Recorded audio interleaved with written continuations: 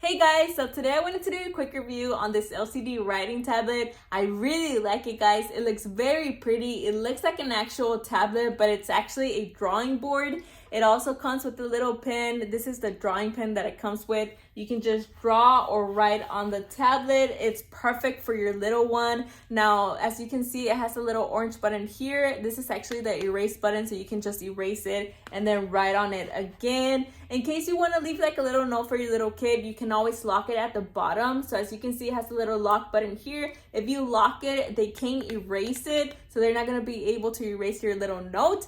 And the bottom, it also comes with the little battery slot here. So as you can see, it is screwed up, so you do have to screw out the little screw there so you can replace the battery. It also does come with the drawing and writing workbook, which I really like because in the inside it has like the numbers or the alphabet. It also comes with different shapes that they can learn how to draw.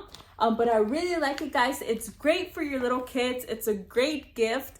And I would definitely recommend it, especially for the little kids who are now starting to learn how to draw or how to write. But overall, guys, it's a great LCD writing tablet, and I would definitely recommend it.